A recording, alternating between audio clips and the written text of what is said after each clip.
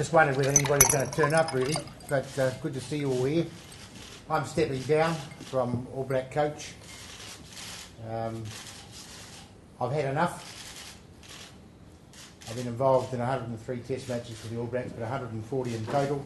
Privilege to be involved with the All Blacks. A real privilege, an enormous privilege.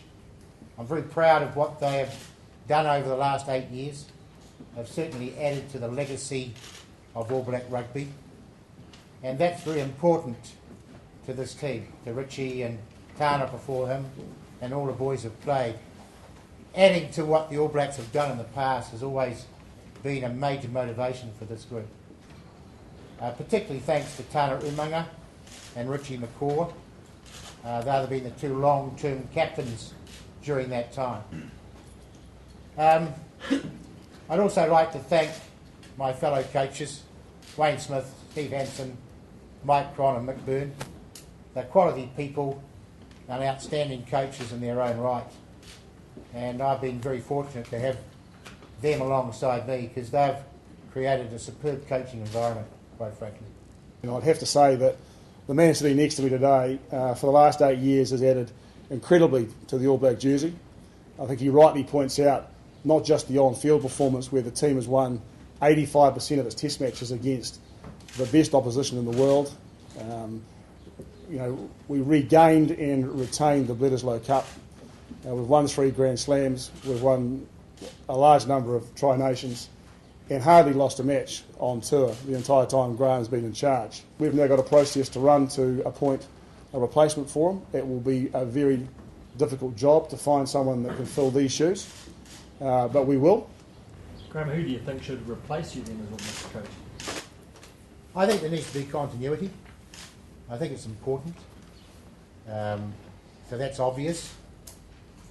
I think you learn a lot by being in this position.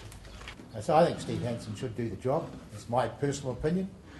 And it does give us continuity from what's happened over the last 8 years and what goes on into the future. So I think that's very important. We've got a very good relationship with the players. So they enjoy him and they enjoy his coaching.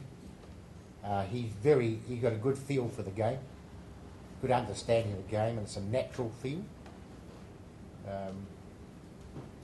He wants to win, which is hell of important. He's had the experience, hasn't he? But I'm keen to help franchise coaches, provincial coaches, if that's what they desire. I've been doing that for the last 8 years anyway.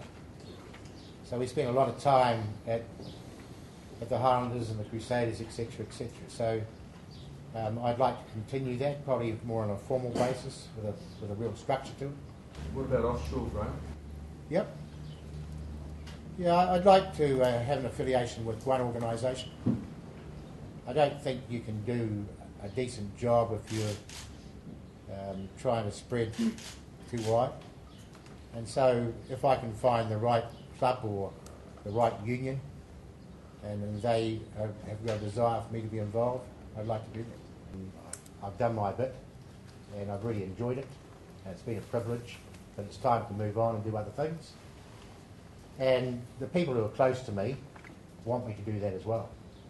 And I just want to thank my mum, Anne, who's 95, and she's gone through hell over the last 8 years, and I think she's been proud, but she's also been worried about a baby boy.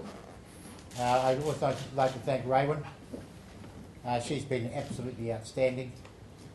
And Matt and Catherine and Andrew, our 3 kids, for their unconditional support ever since I started coaching this great game.